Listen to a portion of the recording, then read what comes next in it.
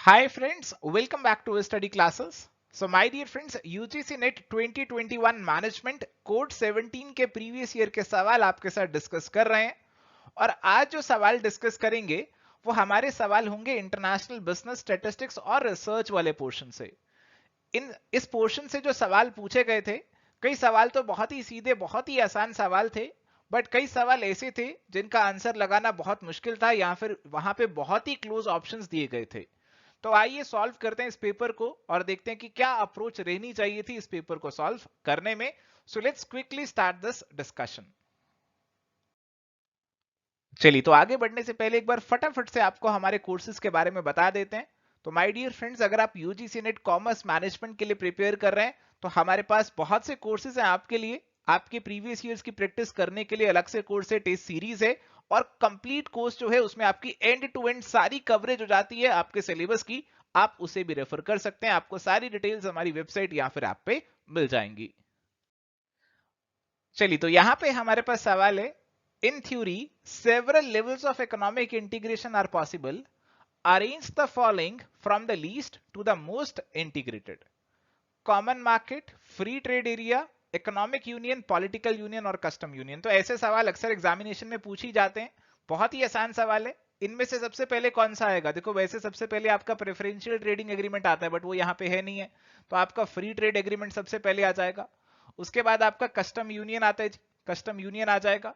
उसके बाद आपका कॉमन मार्केट आता है, फिर उसके बाद आपका इकोनॉमिक यूनियन और फिर आपका पॉलिटिकल यूनियन। और ये मैचिंग हमें जो देखने को मिल रही है ये ऑप्शन नंबर 3 में देखने को आपको मिल रही है। So that is why correct answer is going to be option number 3। बहुत ही आसान सवाल था, आसानी से आप इसे आंसर कर सकते थे। चलिए, अगला सवाल है, विच one of the following is not a part of the current account of the countries balance of payment. तो इनमें से कौन सा करंट अकाउंट का पार्ट नहीं है, ये हमसे पूछा जा रहा है। Export of goods, import of goods, investment income और पोर्टफोलियो इन्वेस्टमेंट। तो बहुत ही आसान सवाल है। आपके एक्सपोर्ट इंपोर्ट ऑफ गुड्स जो है और आपकी जो इन्वेस्टमेंट पे इनकम है, प्रॉफिट की जो आपकी इनकम हो रही है इन्वेस्टमेंट पे, तो that is going to be part of current account. Current account के अंदर आपके विजिबल इनविजिबल दोनों आ जाते हैं। और आपकी जो पोर्टफोलियो इन्वेस्टमेंट है वो आपकी कैपिटल अकाउंट का पार्ट बनने वाली है, ना कि करंट अकाउंट का। तो इसीलिए करेक्ट आंसर यहां पे आपका ऑप्शन नंबर 4 बन जाएगा। चलिए, अगला सवाल है, theory of international trade promotes increase in demand for exportable products, rise in prices and volume, improvement in quality of products, reduction in prices and increase in quality for consumers. तो my dear friends, कौन सी theory की बात हो रही है? ये सवाल में पूछा नहीं गया है, कुछ बताया नहीं गया है, सवाल मेरे को तो अधूरा लग रहा है। और देखो, जो इसका आंसर दिया है वो भी दिया ए एंड बी ओनली, ए और बी ओनली इसका आंसर दिया। ऑप्शन नंबर 1 इसका आंसर दिया। और ऑप्शन नंबर 1 अगर आप देखेंगे तो उसमें आ रहा है increase in demand for exportable products. तो हाँ, इंटरनेशनल ट्रेड होगा तो डिमांड तो चलो बढ़ जाएगी, but rise in prices and rise in volume, volume आपके बढ़ सकते हैं बट प्राइसेस में राइज होगा या नहीं होगा, इस चीज को लेकर थोड़ा सा कंफ्यूजन हो सकता है। क्योंकि आपने काफी सारी थ्योरीज ऐसी पढ़ी होंगी कि आपको कंपैरेटिव एडवांटेज, एफिशिएंसी के फायदे मिलेंगे, कंज्यूमर को फायदा मिलेगा। तो बहुत सारी थ्योरीज ऐसी बातें करती हैं कि आपने कॉस्ट कम कर सकते हो, तो प्राइसेस का बढ़ना ये थोड़ा सा मुझे इतना ज्यादा जस्टिफाइड नहीं लग रहा है। और यहाँ पे जो आंसर दिया है उससे I am not that much satisfied, और कौन सी थ्योरी की बात कर रहे हैं ऐसा भी सवाल नहीं बता रहे। तो इसीलिए मुझे इस सवाल में एम्बिग्यूटी लग रही है और मैं आपसे रिक्वेस्ट करूंगा कि इस सवाल पे इतना ज्यादा आप फोकस, इतना ज्यादा ध्यान आप मत दीजिएगा। और अगेन वही बात निकल कर आती है कि आपके एग्जामिनेशन में आप सारे सवालों को सॉल्व नहीं कर सकते। आप जितने भी सवालों को सॉल्व करें वो अच्छे से करें, वो यहां पे बहुत ज्यादा जरूरी है। ऐसे 4-5 सवाल हमेशा रहेंगे जो कि ऐसे सवाल होंगे जिसमें ऐसी एम्बिग्यूटी रहेगी जिसका कोई आंसर नहीं दे पाएगा या फिर कोई आंसर सच में होगा ही नहीं। जो आंसर एग्जामिनर देगा वही आपको मानना पड़ेगा। चलिए, तो यहां पे सवाल है जी, when is a firm not expected to prefer FTI to licensing. तो सवाल में आपसे पूछ रहे हैं कि कब हमारी कोई जो फर्म है वो एफटीआई को प्रेफर यहां पे नहीं करेगी एज कंपेयर टू लाइसेंसिंग, यानी कि यहां पे कब लाइसेंसिंग को प्रेफर करेंगे as compare to FTI. The firm faces high transportation cost and tariff. तो बहुत ज्यादा ट्रांसपोर्टेशन कॉस्ट है और बहुत ज्यादा टेरिफ है, तो एफटीआई करना आपके लिए इतना सही नहीं रहेगा। क्योंकि अगर आप बाहर सामान लेकर जाएंगे, वहां पे इन्वेस्ट करेंगे, तो बहुत सारी कॉस्ट आपको देनी पड़ेगी और वहां के टैक्सेस, टेरिफ जो बहुत ज्यादा होंगे वो भी आपको फेस करने पड़ेंगे। तो पहला वाला केस ही मुझे लग रहा है कि आपके लिए एफटीआई सुटेबल नहीं है, आप लाइसेंसिंग कर लीजिए, वो ज्यादा बेहतर है। फिलहाल आगे पॉइंट्स को पढ़ते हैं। The firm has valuable know how that can not be adequately protected by a contract. तो देखो यहाँ पे अगर आपकी जो लाइसेंस आप किसी को देंगे तो आप लाइसेंस के थ्रू जो कॉन्ट्रैक्ट करेंगे उसके अंदर अपनी जो नॉलेज है उसको प्रोटेक्ट नहीं कर पाएंगे सही तरीके से, तो बेहतर है लाइसेंस ना दो, आप यहाँ पे क्या करो, एफटीआई करो। तो पहले के अंदर क्या आ रहा था कि एफटीआई करना बेहतर नहीं है, पर सेकंड के अंदर आ रहा है बेहतर है। Firm needs tight control over a foreign entity in order to maximize its market share and earnings in that country. तो अगर आप चाहते हो कि टाइट कंट्रोल आपका रहे तो फिर आपको वहां पे एफटीआई करनी ही पड़ेगी, डायरेक्टली इन्वेस्ट करना पड़ेगा। Firms skills and capabilities are difficult to replicate in a foreign market. तो आपके जो skills और capabilities हैं यहाँ पे उनको बाहर कॉपी कोई नहीं कर पाएगा, रेप्लीकेट बेसिकली सही से नहीं कर पाएगा। तो आप किसी को लाइसेंस दे भी देंगे तो शायद वो आपकी स्किल्स और कैपेबिलिटीज को वहां पे रेप्लीकेट ना कर पाए और वहां पे आपको उसका फायदा ना दिला पाए। तो बेहतर है आप खुद ही जाएं, आप एफटीआई करें। तो हमारे जो सेकंड, थर्ड और फोर्थ हैं उसके अंदर कहीं ना कहीं एफडीए सूटेबल लग रहा है, बट पॉइंट नंबर 1 के अंदर एफडीए सूटेबल नहीं लग रहा है, और इसीलिए करेक्ट आंसर हमारे पास यहां पे बनने वाला है ऑप्शन नंबर 1 का। चलिए तो अगला सवाल है, out of the following which are the IMF facilities available to member countries? Extended fund facility, structural adjustment lending, compensatory financing facility, stand by arrangement.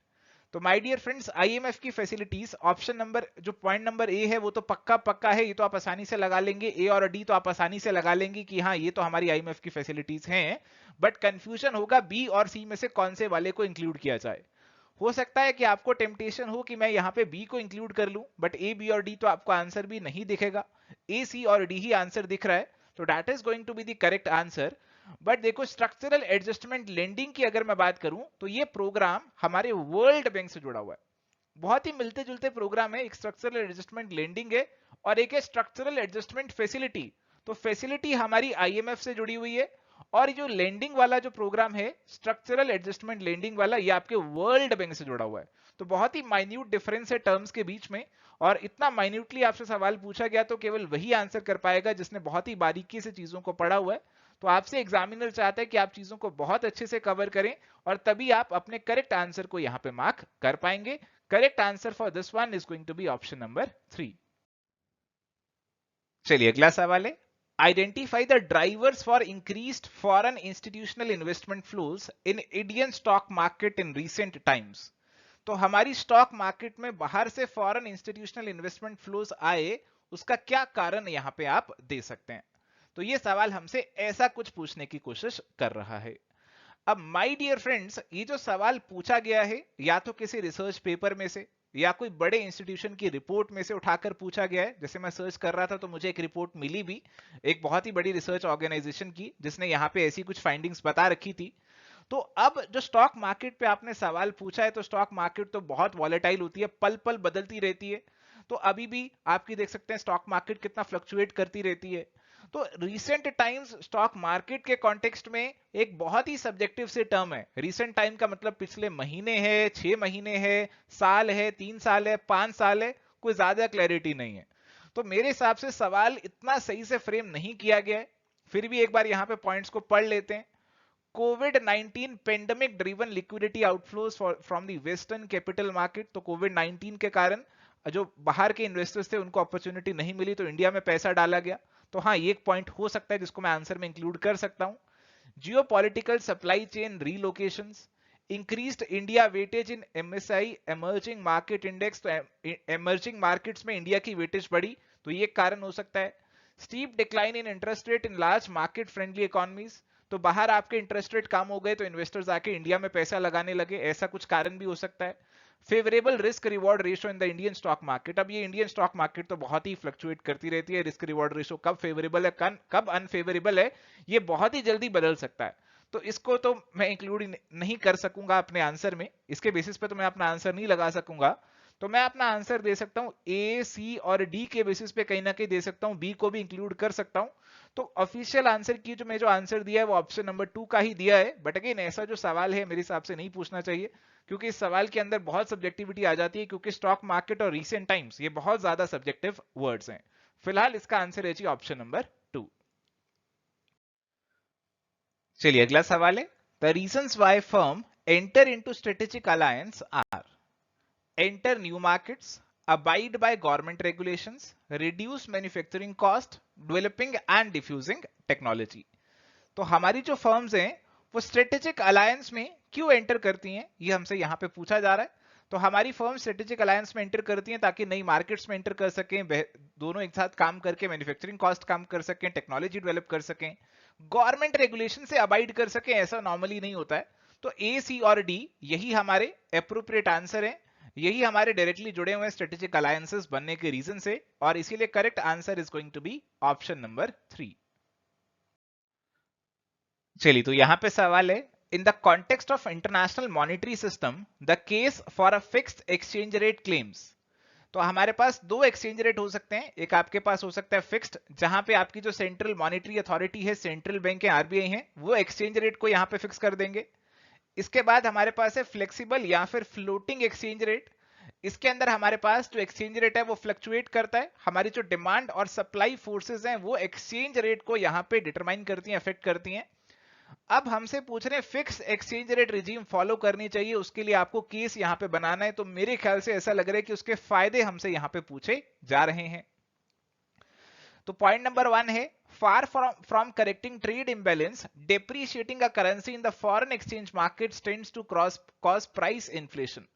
तो पहला वाला जो पॉइंट है वो मुझे लग रहा है कि फ्लेक्सिबल एक्सचेंज रेट से जुड़ा हुआ है, और ये कह रहे हैं कि अगर हमारा फ्लेक्सिबल एक्सचेंज रेट होगा तो उस वजह से क्या होगा, उस वजह से क्या होगा कि हमारा जो रुपी है, करेंसी है, वो डिप्रिशिएट कर जाएगी, उसकी वैल्यू कम हो जाएगी, रुपी हमारा सस्ता हो जाएगा।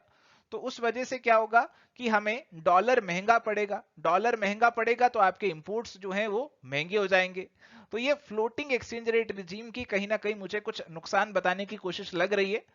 Floating exchange rate regime are vulnerable to speculative pressure. तो आपकी फ्लेक्सिबल या जो फ्लोटिंग एक्सचेंज रेट है उसके अंदर आपकी डिमांड और सप्लाई डोमिनेंट रोल प्ले करती हैं, और यहाँ पे आपके जो बायर्स और सेलर्स हैं वो स्पेकुलेटिव प्रेशर भी क्रिएट कर सकते हैं। तो ये भी आपका फ्लोटिंग एक्सचेंज रेट से ही जुड़ा हुआ है। इसके बाद है, goods and services manufactured in the country become more competitive in international markets. तो फिक्स एक्सचेंज रेट के अंदर आप अपना एक्सचेंज रेट इस तरीके से फिक्स कीजिए कि इंडिया का सामान बाहर जो है कॉम्पिटिटिव रहे, इंडिया का सामान बाहर के लोगों को सस्ता लगे। बट इसमें आपका एक नेगेटिव डाउनसाइड भी ये हो सकता है कि अगर आप इस तरीके से एक्सचेंज रेट फिक्स करेंगे कि रुपी की वैल्यू, आप रुपी को सस्ता रखेंगे एज कंपेयर टू डॉलर, तो उस केस में बाहर के लोगों को तो इंडिया का सामान सस्ता लग सकता है, बट इंडिया के लोगों को बाहर का सामान महंगा लग सकता है। तो ये इसका डाउनसाइड भी हो सकता है। इसके बाद है, the need to maintain a fix exchange rate imposes monetary discipline on a country. तो फिक्स एक्सचेंज रेट जब भी मेंटेन करते हैं तो देखने को मिलता है कि हमारे जो मॉनेटरी अथॉरिटीज हैं वो कुछ गोल्ड रिजर्व्स अपने पास रखते हैं, और उसी के हिसाब से आपका जो एक्सचेंज रेट है वो यहां पे डिसाइड हो जाता है। तो इस तरीके से एक मॉनेटरी डिसिप्लिन यहां पे मेंटेन्ड रहता है। तो मेरे को तो सबसे ज्यादा अप्रोप्रिएट आंसर यहां पे ऑप्शन नंबर 4 ही लग रहा था, बट ऑफिशियल आंसर की में जो आंसर दिया है दैट इज ऑप्शन नंबर 3। तो मेरे हिसाब से इस सवाल में थोड़ी सी एम्बिग्यूटी है, इस सवाल को ज्यादा अच्छे से फ्रेम नहीं किया हुआ है। अगर आपका कोई और ओपिनियन है, आपको क्या लगता है, वो आप हमारे साथ शेयर कर सकते हैं। चलिए जी, तो यहाँ पे सवाल है मैच द फॉलोइंग का। लिस्ट 1 में हमें कुछ टर्म्स दे रखी हैं और लिस्ट 2 में हमें दे रखी है ऑर्गेनाइजेशन। तो यहाँ पे ऑर्गेनाइजेशंस आपके पास यूएनसीटीएडी, आईएमएफ, वर्ल्ड बैंक और डब्ल्यूटीओ हैं, बहुत ही इंपॉर्टेंट ऑर्गेनाइजेशंस हैं। और सबसे पहली टर्म हमें दे रखी है बाली पैकेज। तो बाली पैकेज तो सीधा सीधा आपका डब्ल्यूटीओ से जुड़ा हुआ है, तो आपका 1 तो 4 से मैच करेगा। बी है, to assist developing countries in the areas of trade and capital. तो ये प्राइमरीली काम है यूएनसीटीएडी का, तो बी आपका जो है वो 1 से मैच करेगा। International monetary corporation among the member countries. तो इंटरनेशनल मॉनिटरी कॉर्पोरेशन जो है वो आईएमएफ प्रमोट करता है, सी आपका 2 से मैच करेगा। Providing loans for building capital infrastructure of a country, ऐसे लोन्स आपके जो वर्ल्ड बैंक है वो प्रोवाइड करेगा, तो डी आपका 3 से मैच हो जाएगा। सो करेक्ट मैचिंग जो है वो हमारी ऑप्शन नंबर 3 में बनेगी। So that is going to be the correct answer for this question.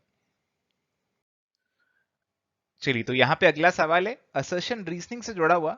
तो असर्शन हमें यहां पे दे रखी है, the main reason for companies to move to global market is to take advantages of the economies of scope.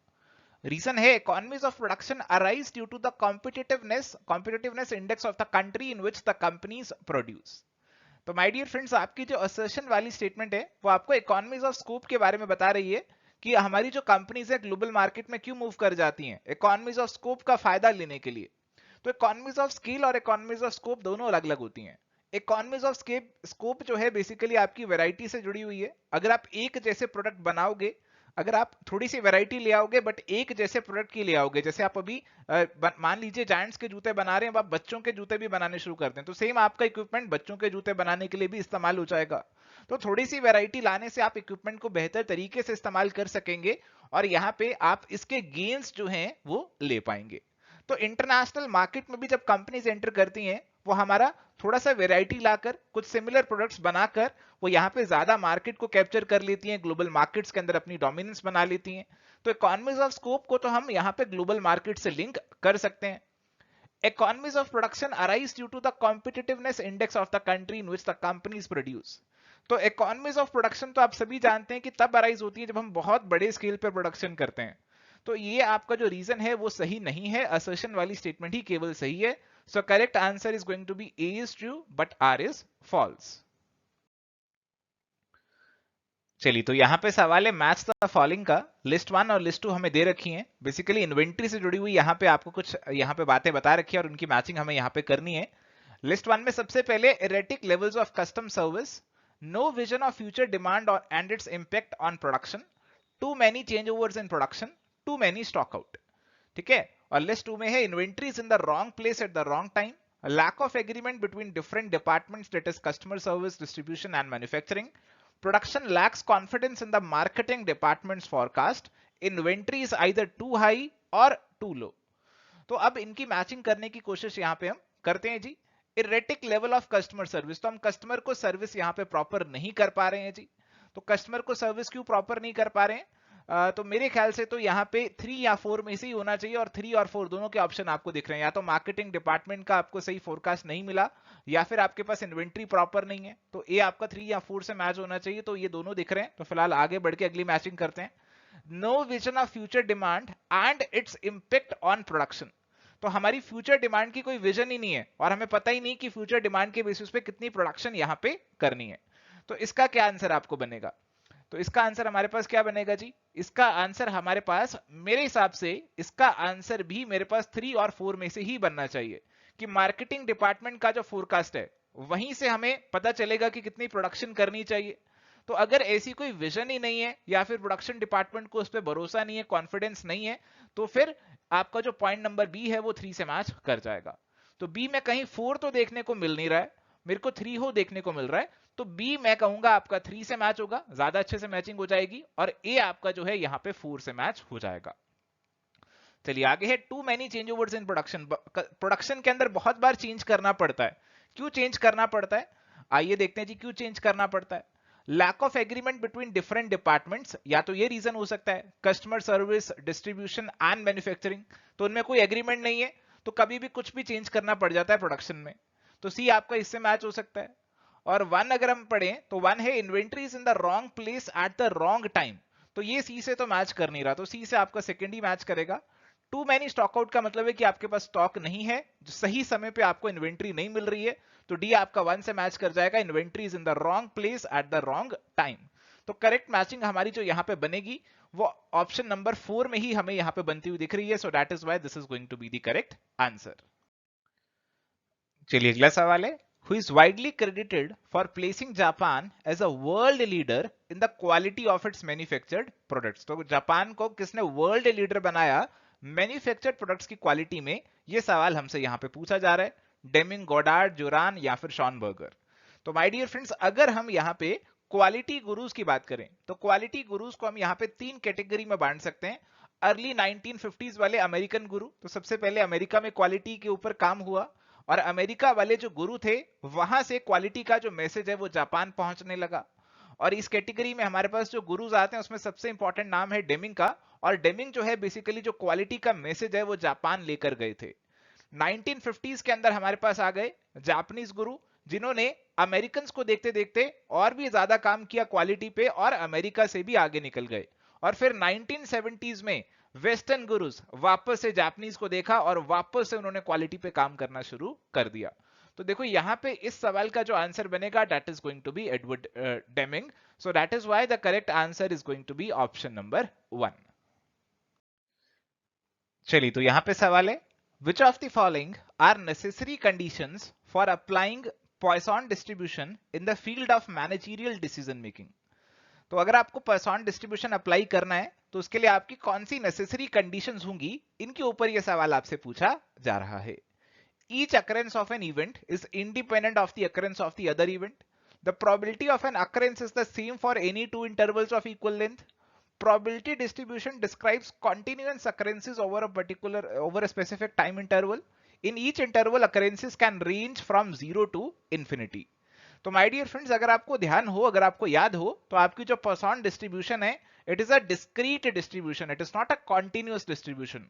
और इसीलिए point number C आपका यहाँ पे करेक्ट नहीं होगा, बाकी सारे पॉइंट्स आपके यहाँ पे करेक्ट हो जाएंगे. बाकी सारे हमारे करेक्टरिस्टिक्स हैं Poisson डिस्ट्रीब्यूशन के, but it is not a continuous, it is a discrete distribution. ये आपके डिस्क्रीट अकरेंसेस को डिफाइन करेगी, और इसीलिए सी को छोड़ के बाकी सारे करेक्ट होंगे. ए बी डी, यानी कि option 3 is going to be the correct answer. चलिए, तो यहाँ पे मैच द फॉलोइंग का सवाल है. लिस्ट 1 और लिस्ट 2 हमें दे रखी हैं. तो ये जो सवाल है बेसिकली आपका क्यूइंग थ्योरी से जुड़ा हुआ सवाल है. और लिस्ट 1 में सबसे पहले मार्कोवियन प्रॉपर्टी, फिर है waiting time in the system, फिर है स्टेडी स्टेट कंडीशन, और फिर है आपका क्यू डिसिप्लिन. तो आपको इनको मैच करना है और अपना आंसर आपको यहाँ पे बताना है जी. तो देखो, सबसे पहले अगर मैं मार्कोवियन प्रॉपर्टी की बात करूं, तो मार्कोवियन प्रॉपर्टी आपसे ये कहती है कि आपका जो नेक्स्ट अराइवल होने वाला है वो कभी भी हो सकता है, वो पिछले अराइवल से इन्फ्लुएंस्ड नहीं रहेगा, और इसीलिए आपका जो ए है वो आपका सेकंड से मैच हो जाएगा. वेटिंग टाइम इन सिस्टम, जो बी वाला वेटिंग टाइम इन सिस्टम है कि आपको टोटल सिस्टम में कितना वेट करना पड़ता है, जो एक इंडिविजुअल कस्टमर आया वो कितना टाइम वेट करेगा, कितना टाइम क्यू में खड़ा रहेगा before service and during service, तो बी आपका यहाँ पे 4 से मैच हो जाएगा. इसके बाद है स्टेडी स्टेट कंडीशन. तो माय डियर फ्रेंड्स, जब हमारा जो सिस्टम स्टार्ट होता है तब वो स्टेडी स्टेट में नहीं होता, तब आपके हो सकता है कस्टमर्स बहुत ज्यादा हों और आपको सर्विस करने में दिक्कत आए, बट धीरे धीरे आप एक स्टेडी स्टेट में पहुंच जाएंगे और आप अच्छे से सभी कस्टमर्स को अटेंड कर पाएंगे, और आपका जो यूटिलाइजेशन फैक्टर है वो यहाँ पे बिलो 1 हो जाएगा. यानी कि आप सर्विस प्रोवाइड ज्यादा कर सकते हैं और आपके कस्टमर्स यहाँ पे उसके कंपेरिजन में थोड़े से कम हो जाएंगे, आप आसानी से सबको अटेंड कर पाएंगे. इसके बाद है क्यू डिसिप्लिन. क्यू डिसिप्लिन का मतलब है कि किस ऑर्डर में आप जो मेंबर्स हैं क्यू के उनको सेलेक्ट करोगे सर्विस प्रोवाइड करने के लिए. डिसिप्लिन क्या रहेगा, किस तरीके से आप मेंबर्स को सेलेक्ट करने वाले हो, तो दैट इज क्यू डिसिप्लिन. ठीक है जी. तो आपका जो आपका डी है वो 1 से मैच हो जाएगा, और करेक्ट मैचिंग हमारी ऑप्शन नंबर 3 के अंदर यहां पे बन जाएगी. चलिए, तो यहां पे सवाल है, the term flexible manufacturing technology और lean production covers a range of manufacturing technologies designed to become compliant with government regulations, reduce setup times for complex equipment, increase utilization of individual machines through better scheduling, improve quality control at all stages of the production. तो my dear friends, अगर हम flexible manufacturing या फिर लीन production की बात कर रहे हैं, तो उसके अंदर हम सेटअप टाइम रिड्यूस करने की कोशिश करेंगे, यूटिलाइजेशन को बेहतर बनाएंगे, क्वालिटी कंट्रोल को इंप्रूव करेंगे, बट गवर्नमेंट रेगुलेशन से कंप्लाई करना ये कोई स्पेसिफिक मकसद नहीं होता लीन प्रोडक्शन का, और इसीलिए बी, सी और डी हमारे आंसर का पार्ट बनेंगे. Correct answer is going to be option number 4. चलिए, अगला सवाल है, a transportation problem with m origin and end destinations becomes a transshipment problem with. तो देखो, ट्रांसपोर्टेशन प्रॉब्लम तो आप समझते हैं कि ओरिजिन से डेस्टिनेशन पे सामान को ट्रांसपोर्ट करना है, बट अगर ट्रांसशिपमेंट प्रॉब्लम की बात करें तो यहाँ पे 2 तरीके के ट्रांसशिपमेंट प्रॉब्लम हो सकते हैं. एक ऐसा केस होगा कि आपके ओरिजिन से कुछ इंटरमीडिएरी यहाँ पे नोड्स होंगे और फिर आपके डेस्टिनेशन पे सामान पहुंचाया जाएगा, इस तरीके से आपका जो सामान है उसकी मूवमेंट रहेगी. और दूसरे तरीके का ट्रांसशिपमेंट प्रॉब्लम हमारा हो सकता है कि जिसके अंदर आपका ओरिजिन से डेस्टिनेशन और डेस्टिनेशन से ओरिजिन पे भी ट्रांसपोर्टेशन हो सकता है. तो ऐसा नहीं है केवल ओरिजिन से डेस्टिनेशन पे ट्रांसपोर्टेशन होना है, उल्टा भी ट्रांसपोर्टेशन हो सकता है. तो अगर मैं यहां पे बात करूं कि तो मेरे टोटल डेस्टिनेशंस क्या बन जाएंगे. अब देखो, अगर मैं ऐसे केस की बात करता हूं कि मेरे पास ये हमारे पास है ओरिजिन और ये मेरे पास है डेस्टिनेशन, तो नॉर्मल ट्रांसपोर्टेशन प्रॉब्लम में बहुत सीधा था कि ओरिजिन से डेस्टिनेशन पे सामान जाएगा, बट ट्रांसशिपमेंट प्रॉब्लम के अंदर सामान वापस डेस्टिनेशन से ओरिजिन पे भी आ सकता है. तो इस केस के अंदर मेरे पास टोटल डेस्टिनेशन कितनी हो सकती है. देखो, एस से सोर्स से डेस्टिनेशन पे सामान तो जा ही सकता है, बट डेस्टिनेशन से वापस सोर्स पे भी आ सकता है. तो आपकी 3 डेस्टिनेशन तो ओरिजिनली थी ही, बट ये 3 सोर्सेस भी अब डेस्टिनेशन बन गए. तो अगर मेरे ओरिजिनली m सोर्सेस थे और n डेस्टिनेशन थे, तो अब मेरे m प्लस n सोर्सेज हो गए और m प्लस n ही मेरे डेस्टिनेशन हो गए, और इसीलिए करेक्ट आंसर जो यहां पे बनेगा that is going to be option number 1। चलिए अगला सवाल है, when is the finite population multiplier expected to be approximately equal to 1? तो आपका फाइनाइट पॉपुलेशन मल्टीप्लायर अप्रोक्सीमेटली कब 1 हो जाता है, ये आपसे यहां पे पूछ रहे हैं। तो माय डियर फ्रेंड्स, ऐसा हमें तब देखने को मिलता है जब हमारा जो जो कैपिटल एन है it is more than equal to 20 small N. अगर ये रिलेशन है तो हमें ये देखने को मिलता है कि फाइनाइट पॉपुलेशन मल्टीप्लायर आपका अप्रोक्सीमेटली 1 के बराबर हो जाता है। सीधा सीधा सवाल है, बिल्कुल डायरेक्ट स्टेटमेंट आपसे पूछी गई है। Correct answer is going to be option number 1। चलिए अगला सवाल है जी, in statistical quality control expected process variation natural tolerance is commonly taken to be. तो स्टैटिस्टिकल क्वालिटी कंट्रोल के अंदर जो हमारी एक्सपेक्टेड प्रोसेस वेरिएशन होते हैं वो हमारी क्या रहती है, वो रहती है mu plus minus 3 standard deviation, और इसीलिए हमारे पास यहां पे जो करेक्ट आंसर बनेगा that is going to be option number 3। बहुत ही सीधा, बहुत ही आसान सवाल यहां पे पूछा गया है। चलिए तो सवाल है यहां पर, N outlier does not affect which of the following statistical measures, quartile range, standard deviation, median और रिग्रेशन कॉफिशिएंट। तो आउटलायर का मतलब हो गया कि आपके पास कोई यहाँ पे बहुत एक्सट्रीम सी वैल्यू है, तो कौन से मेजर को अफेक्ट करेगी और किसको नहीं करेगी ये आपको बताना है। देखो हमारे जो क्वार्टाइल होते हैं और मीडियन होते हैं, तो क्वार्टाइल अगर आपको निकालना है तो क्वार्टाइल के अंदर हम बात करते हैं कि हमने डाटा को 4 सेट्स में डिवाइड कर दो, Q1 Q3 को निकालते हैं, कंपेयर करके क्वार्टाइल रेंज भी निकाल लेते हैं। तो 25% और 75% इनको कंपेयर कर रहे हैं, जो एक्सट्रीम में कोई भी वैल्यू है उसको हम यहाँ पे कंसीडर नहीं कर रहे क्वार्टाइल में, तो इसके ऊपर तो यहाँ पे इफेक्ट आएगा नहीं। ऐसे ही मीडियन के अंदर यहाँ पे हम मिडल वैल्यू की बात कर रहे हैं, जो मिडल मोस्ट वैल्यू है उसकी बात कर रहे हैं, तो एक्सट्रीम वैल्यू कोई भी हो उस पर कोई इफेक्ट नहीं पड़ेगा, तो क्वार्टाइल और मीडियन पे इफेक्ट नहीं पड़ेगा। स्टैंडर्ड डेविएशन है आप निकाल रहे हैं, अगर आप रिग्रेशन कॉफिशिएंट निकाल रहे हैं तो उसके ऊपर ये इफेक्ट डाल सकती है। ए और सी में कोई इफेक्ट नहीं आएगा, so that's why the correct answer is going to be option number 2। बहुत ही आसान सवाल आपको ये लगा होगा। चलिए तो यहां पे सवाल है, which of the following is true with regard to the method of least square used in simple regression analysis. Options हमारे पास हैं, it minimizes the sum of squared differences between the values of independent variable and their mean, it minimizes the sum of squared values of independent variable, it minimizes the sum of squared differences between the actual values of dependent variable and estimated values of dependent variable as per the regression equation, it minimizes the sum of the squared values of the independent variable। तो regression analysis का बिल्कुल basic सा सवाल है। Regression analysis के अंदर हम क्या करते हैं, हमारी कोशिश होती है कि हम एक रिग्रेशन लाइन बना लें जो कि हमारी लाइन ऑफ बेस्ट फिट यहां पे रहने वाली है। तो एक लाइन ऑफ बेस्ट फिट हम यहां पे बना लेते हैं, और हमारा मकसद होता है कि एक्चुअल वैल्यू और जो लाइन पे जो वैल्यूज आ रही हैं उनके अंदर जो यहाँ पे डिफरेंस है वो लीस्ट आना चाहिए। This is the method of least square. हम मिनिमाइज करने की कोशिश करते हैं हमारे स्क्वायर्ड डिफरेंसेस को हमारी एक्चुअल वैल्यू के बीच में और हमारी जो एस्टिमेटेड वैल्यूज हैं as per the regression line और as per the regression equation, और इसीलिए करेक्ट आंसर यहाँ पे ऑप्शन नंबर 3 का बन जाएगा। चलिए जी, तो यहां पे सवाल है, the computer system most likely to be used by a large bank for the savings account of a customer would be. तो हमारे जो बड़े बड़े बैंक होंगे कौन सा कंप्यूटर सिस्टम इस्तेमाल करेंगे ये पूछ रहे हैं। Batch processing system, direct access database system, generalised utility system, online real time system. तो माय डियर फ्रेंड्स, जो हमारे बड़े बड़े बैंक्स हैं उनको सारी ट्रांजैक्शंस को एकदम रियल टाइम में प्रोसेस करना है, तो उनको जो सिस्टम चाहिए होगा that is going to be online real time system. So correct answer is going to be option number 4।